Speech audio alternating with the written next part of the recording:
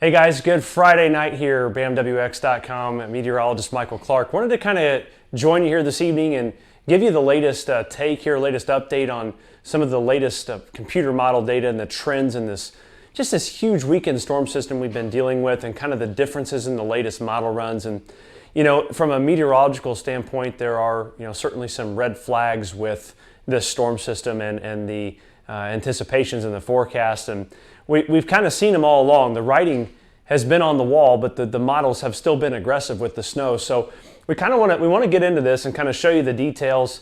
It's a huge storm system. This storm system sprawls out from Wisconsin all the way down to southern portions of Texas. There's been a moderate risk for severe storms out across the southern portion of the U.S. It hasn't really done a whole heck of a lot, but there are a lot of flash flood warnings. There have been severe thunderstorm warning, tornado warnings. We've had freezing rain going on across portions of Iowa with snow mixing in. A couple inches of snow has been reported here across central Iowa. And then very heavy rains have fallen here across the Ohio Valley. It's just such a huge, sprawled out system. It stretches all the way from Texas up to the Great Lakes, and it's a big system. It covers a large portion of the country. Oftentimes when you have systems like this that have a lot of convection, a lot of lightning, thunder, and just a lot of energy down to the south here, the northern end of these systems, the moisture where the snow is and the freezing rain and the ice and things like that, that can be a little bit deprived, or the moisture can kind of get robbed from that a little bit. So that's kind of what's going on. Part of this, we believe, is that a lot of this southern energy is kind of pulling away from the northern end of this, and you're seeing just the modeling really start to drastically back off. And even on the northwest side, the northern end of this, where the winter storm portion of it is supposed to be, there are some issues meteorologically, if you will, in terms of the dynamics of the system. We're going to get into that. What I want to do is kind of go through this and look at the forecast radar going forward. If you have questions, I will get to them. I just don't want to get to them yet. I kind of want to give you just a brief rundown of these really unprecedented changes. I mean, the changes here over the last 6 hours are the trends in these models are unlike changes I've seen in a long time. So it's certainly something that's very interesting. All right, this is a look at the simulated radar guidance. We're going to kind of go through. We'll take you out to 1 a.m. We'll go to 1 a.m. Saturday morning, and you can see that there's a big area of rain. All right, stretched all the way from Michigan down through portions of Chicago metro area, down through central Illinois, all the way down into the Arklatex regions. Nice little line of thunderstorms too that may be producing some stronger to severe storms at times. As we get out through, let's take it to 6 a.m. Saturday morning, you'll see what starts to happen is that line of thunderstorms starts to move off to the east from Fort Wayne, Indianapolis, down to Evansville. Wouldn't be surprised here across the Ohio Valley tomorrow morning if there are perhaps a couple of strong gusty thunderstorms, maybe an isolated severe thunderstorm warning or something of that nature. But then what we're going to start to notice is in between the waves here, we've got rain here and the wintry precipitation off to the west. A dry slot's going to start to develop. Watch this as we get out to about 1 o'clock tomorrow. A big gap in precipitation develops from Indianapolis over towards Springfield up towards Chicago, and you can see a big dry slot working in. And then on the backside, we're trying to pull snow in over from eastern Kansas up to Missouri, getting into eastern Iowa, and points here getting down to northwestern Illinois, western Illinois, and then all the way up in here into the Milwaukee areas. Now what's interesting about this is it does advertise some backside snow that looks healthy. And it's kind of a little bit of a red flag with the distance away from the area of low pressure, the way the moisture and the overall trends have been working here with this system, just wave number 1 this evening. And so what's a little concerning to us is while it does show a nice area of snow working in through the Midwest and the Great Lakes, what we want to show you is kind of the trend of this first wave using the trend of the last several high resolution rapid refresh model runs. You can see about 6 or 7 hours ago, we had runs suggesting significant amounts of snow from Iowa over to portions of southern Wisconsin. Watch the last couple of runs just literally kind of zap this. And again, a lot of this is due to probably 3 key factors. One factor is all the convection in the central and southern part of the country. It's kind of stealing and robbing that moisture. Another factor is the strong low-level jet, really ushering in a lot of warmer air, further north and west with each run. And we've noticed that here over the past several hours. It just gets warmer and warmer further north and west. And then the last thing is when we look at when a meteorologist is making these forecasts, we look at what's called a sounding or a skew-T. We've got one of those pulled up. And when we're looking for the development of a snowflake to occur, we look for saturation in a certain level of the atmosphere known as the dendritic growth zone. There's two little lines over here that dictate the height at which that should happen. All right? And you go over here, and these red and green lines at that level in the atmosphere, those have to be touching. The saturation has to occur there in order for the proper development of a snowflake to take place. And that is not happening whatsoever here in any of this backside snow accumulation that we're anticipating or at least forecasting tomorrow, or at least the models are forecasting.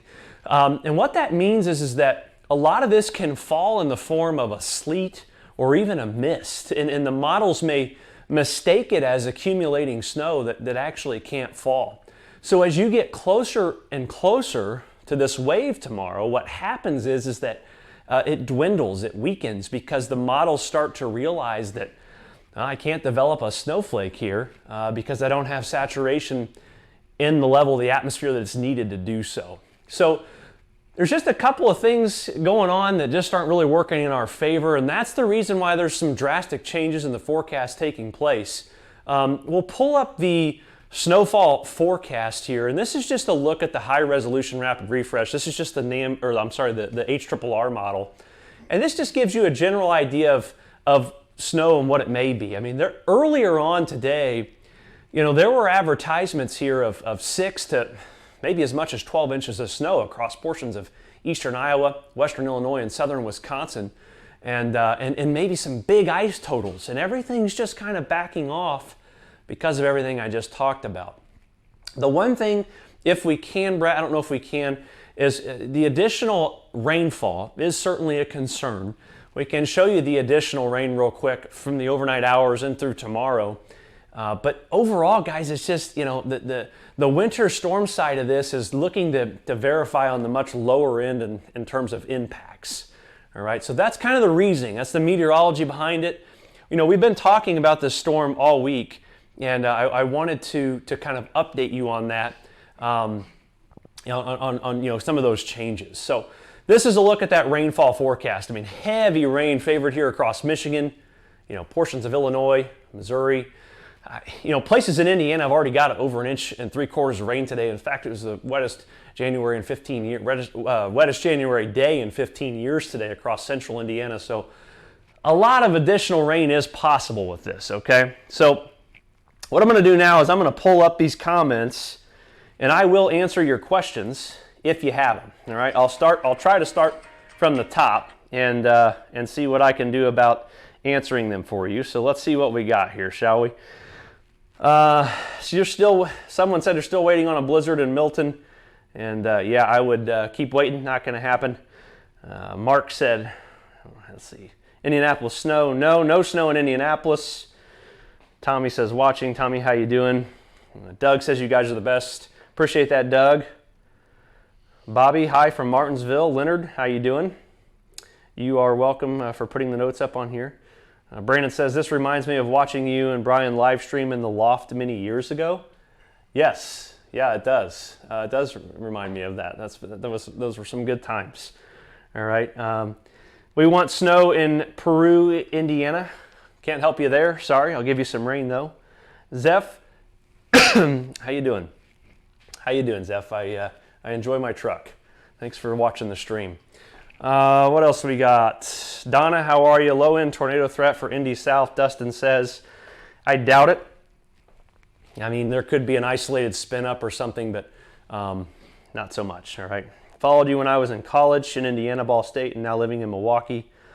Local Mets are advertising 6 to 10 inches. Are you not seeing that anymore in Milwaukee? Brett, you just did the Wisconsin forecast. 3 to 5, maybe? Mm-hmm. 3 to 5, maybe 6 inches. Some of that may be sleet. Yeah, some of that may be sleet mixed in. So what else we got here? Winter storm in Indy. I don't know. Keisha maybe closer to the 25th of January to the 1st of February. I don't know. It's just not really looking great, but better chances later in the month. Periscope's asking how much for Green Bay. How much snow for Green Bay? We will check that out. They're going to be on they're going to be on the low side. They're right on the edge. They may get a couple inches. A couple inches in Green Bay, maybe 2 to 3 on the lower side. Shouldn't be too bad for the game. Let's see. Justin says it takes a true meteorologist to do a broadcast like this and explain it all. Thank you, Justin. That's very nice of you. Could the rain totals increase in Kokomo area of Indiana? They're already pretty high, Brad. I don't think they're going to increase much more. I mean, 2 to 3 inches of additional rain in January is pretty wild. So, Jason Newbold, how you doing? How you doing? Let's see. Are we going to have winter this year? Yeah, I think we'll get some winters coming. It's coming. We'll get a little bit of it. Still calling for strong winds in southern Indiana. I am. Yes. Hello from North Carolina. All right. Dayton, Ohio. How you doing? Do you have an ice map? Ice's accumulations have gone way down. There's maybe 5/100ths of an inch across the area. Not much. Is winter playing out the way you thought it would? Absolutely not. That is just me being honest. All right. Ashley, how you doing? Thanks for watching. Wind threat, rain, Columbus, Ohio. Yeah, it'll be windy, a little bit of rain for sure. Yep. Is Kansas City still going to get a lot of snow and ice? I still think Kansas City may actually get some snow, a couple inches. They may get 3 to 5 inches of snow on the backside. There's a little bit more saturation down there, a little bit better setup down there. So, Judy, how are you? Good evening. Good evening, Judy. Already saw some localized flooding. All right. Let's see here. Go back to the, Brett, let's go back to the radar just so everybody can get a clue on what's going on here. Do we have any tornado warnings? Do we have any, I don't know, do we have any questions from Periscope, guys? Anything? Nothing really?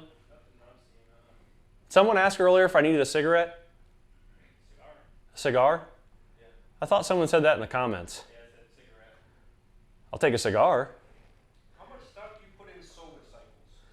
How much stock do I put in solar cycles? Who asked that? YouTube, the critter window. YouTube asked how much stock in solar cycles. On a scale of 1 to 10, a 1 at this rate. They've literally, to me this year, they have proven basically nothing at this rate.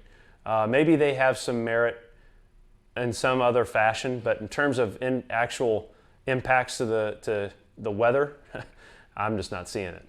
And then we had factored that in prior to in our winter outlooks. So, Got a nice comment from a Zionsville teacher, Scott McKinley. Said, as a Zionsville teacher, so happy you partnered with them. Love the Thorgard in Lebanon.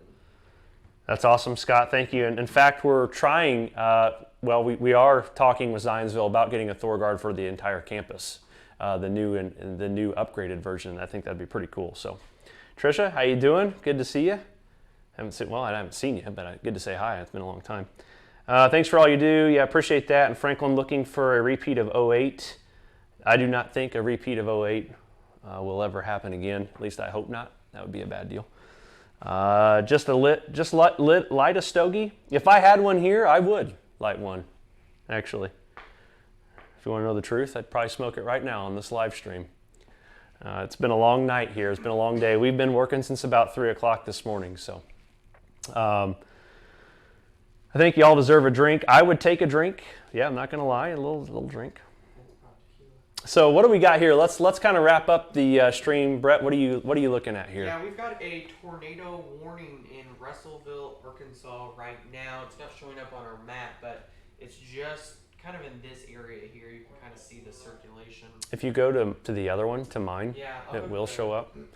So this is just a line of thunderstorms showing up here across the south. Again, this is a lot of the reasoning why so much of this, all the moisture is being robbed from the north, because we're pulling all that energy is being pulled, from the northern stream. All these southern storms are stealing that energy. So certainly something to think about. My wife is watching.